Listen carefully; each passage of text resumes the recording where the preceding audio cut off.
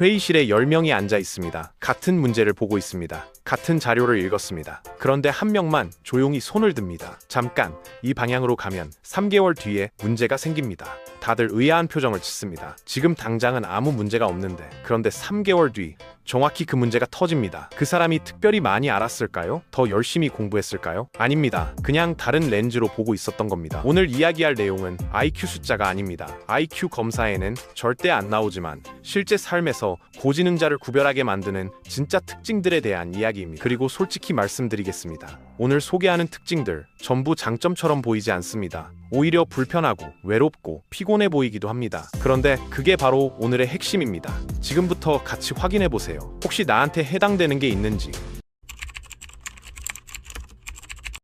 렌즈가 다르다는 것의 의미. 먼저 오해를 하나 짚고 가겠습니다. 우리는 흔히 지능이 높다는 걸 더 많이 안다는 것으로 생각합니다. 더 빨리 계산하고 더 많이 암기하고. 그런데 심리학자들이 발견한 건 다릅니다. 캐나다 웨스턴 온타리오 대학의 연구에서 지능지수가 높은 사람들은 단순히 정보 처리 속도가 빠른 게 아니라 정보를 처리하는 구조 자체가 달랐습니다. 쉽게 말하면 이렇습니다. 보통 사람이 카메라 렌즈로 세상을 보고 있다면 고지능자는 광각 렌즈를 끼고 있는 겁니다. 같은 장면인데 보이는 범위가 다릅니다. 같은 문제인데 연결되는 게 다릅니다. 그래서 행동이 달라 보이는 겁니다. 그 렌즈 차이가 만들어내는 특징들, 지금부터 하나씩 보겠습니다. 첫 번째 특징, 대중적인 것에 무관심하다. 요즘 다들 그 드라마 봤냐고 합니다. 다들 그 유행어를 씁니다. 그런데 주변에 한두 명쯤 있습니다. 나는 그런 거 별로 안 봐. 처음엔 그냥 취향 문제인 줄 압니다. 그런데 이게 심리학적으로 흥미로운 패턴입니다. 2019년 영국 서리 대학 연구에서 지능이 높을수록 혼자 있는 시간에 만족감을 느끼는 정도가 더 강했습니다. 그리고 자극의 수준이 낮은 콘텐츠에 빠르게 지루함을 느꼈습니다. 이유는 하나입니다. 고지능자의 뇌는 더 많은 자극을 처리할 수 있습니다. 그래서 단순한 자극으로는 뇌가 채워지지 않습니다. 드라마 한 편을 보면서 뇌 한쪽이 계속 생각합니다. 저 캐릭터 동기가 현실적이지 않은데 저 상황에서 저 선택은 왜 하는 거지? 현실 인간이 훨씬 복잡하고 훨씬 흥미롭기 때문입니다. 그래서 이 사람들이 차갑게 보이거나 재미없는 사람처럼 보이기도 합니다. 하지만 실제로는 자극의 기준선 자체가 다른 겁니다. 두 번째 특징, 문제보다 원인을 먼저 본다. 한 가지 실험을 같이 해보겠습니다. 지금 이 장면을 상상해보세요. 팀 프로젝트가 자꾸 지연됩니다. 마감을 2번 놓쳤습니다. 보통 사람은 어떻게 반응할까요? 왜 자꾸 늦어지는 거야? 더 열심히 하자. 그런데 렌즈가 다른 사람은 다르게 봅니다. 잠깐, 지연이 계속 반복된다면 구조적인 문제가 있는 거다. 개인 문제가 아니야. 심리학자 키스 스타노비치는 이것을 시스템 2 사고라고 불렀습니다. 쉽게 말하면 이렇습니다. 대부분의 사람은 문제가 터지고 나서 생각합니다. 고지능자는 문제가 터지기 전에 이미 생각하고 있습니다. 직관적 반응 대신 원인의 구조를 먼저 분석하는 방식. 이 사람들은 문제가 생기고 나서 원인을 찾지 않습니다. 원인의 패턴을 보고 문제를 미리 예상합니다. 그래서 주변에서 보면 이렇게 보입니다. 저 사람은 왜 항상 걱정부터 하지? 왜 아직 아무 문제도 없는데 벌써 대비하는 거야? 걱정이 아닙니다. 미래의 균열이 보이는 겁니다. 세 번째 특징, 정보를 그냥 받아들이지 않는다. 누군가 이렇게 말합니다. 전문가가 그랬어. 연구 결과래. 다들 그렇게 한대. 대부분은 고개를 끄덕입니다. 그런데 광각 렌즈를 낀 사람은 조용히 한 가지를 먼저 합니다. 어디서 나온 연구지? 표본이 얼마야? 이게 피곤한 성격처럼 보입니다. 삐딱한 사람처럼 보이기도 합니다. 그런데 심리학에서는 이것을 인식론적 경계라고 합니다. 정보를 자신의 필터로 검증하고 재구성하는 능력. 2021년 핀란드 헬싱키 대학 연구에서 높은 비판적 사고 능력과 지능 사이에 강한 상관관계가 확인됐습니다. 여기서 중요한 반전이 있습니다. 이 사람들은 의심이 많은 게 아닙니다. 오히려 더 정확하게 믿고 싶은 겁니다. 검증을 거친 것은 훨씬 깊이 받아들입니다. 그냥 받아들이지 않을 뿐이에요. 네 번째 특징, 돈보다 구조에 흥미를 느낀다. IQ 130 이상에 대한 흥미로운 통계가 있습니다. 미국 멘사 회원 대상 설문에서 그들이 가장 많이 관심을 갖는 주제는 어떻게 하면 돈을 더 버는가가 아니었습니다. 왜 세상이 이렇게 돌아가는가? 이게 이상하게 보일 수 있습니다. 능력이 있으면 그 능력으로 성취를 추구할 것 같은데, 그런데 광각 렌즈로 세상을 보면 개인의 성취보다 시스템 자체의 문제가 먼저 눈에 들어옵니다. 내가 성공하는 것보다 왜 어떤 사람은 아무리 노력해도 성공하지 못하는가? 그 구조적 모순이 더 흥미롭게 느껴지는 겁니다. 그래서 이 사람들이 가끔 현실적이지 않다는 말을 듣기도 합니다. 돈 안 되는 것에 집착한다는 말도 듣습니다. 하지만 실제로는 더 큰 그림을 보고 있는 겁니다. 이런 사람들은 뉴스를 볼 때도 다릅니다. 저 사건이 왜 일어났지? 보다 저런 사건이 반복되는 사회 구조의 이유가 뭐지?를 먼저 묻습니다. 그래서 대화가 무거워지곤 합니다.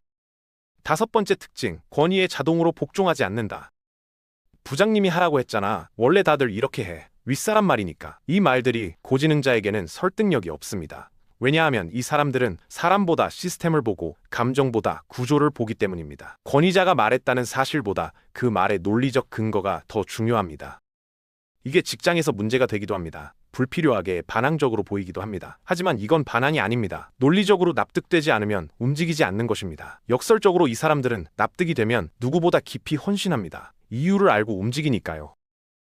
지금까지 소개한 특징 5가지, 공통점을 눈치채셨나요? 전부 장점처럼 들립니다. 하지만 실제 삶에서는 다릅니다. 광각 렌즈는 더 많이 봅니다.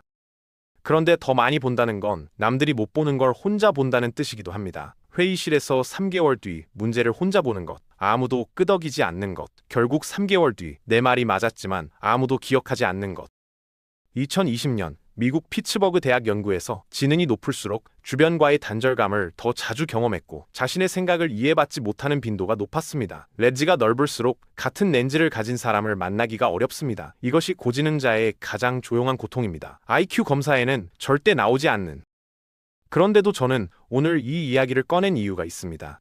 이 고통이 결함이 아니라 구조라는 걸, 그리고 구조는 바꿀 수 있다는 걸 말하고 싶어서입니다.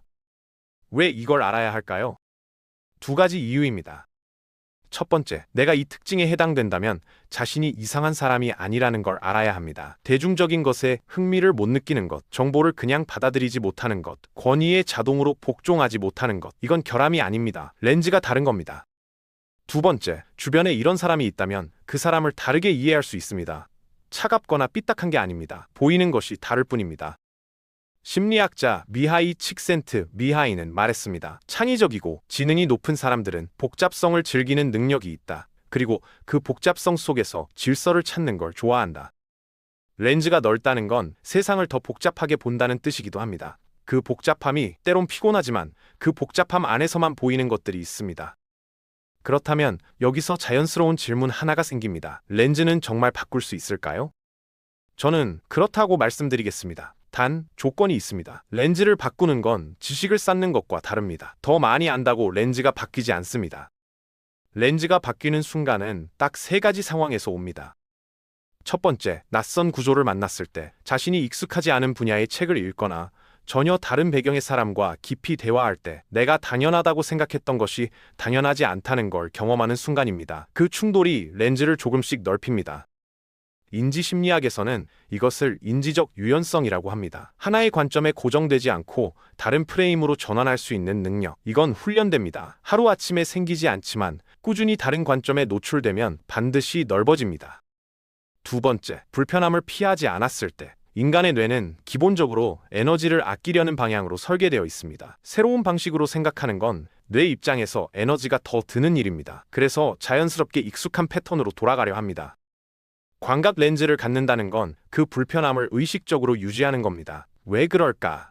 라는 질문을 빠르게 닫지 않고 조금 더 오래 열어두는 것. 그 습관이 쌓이면 뇌는 점점 더 넓은 범위를 자연스럽게 스캔하기 시작합니다.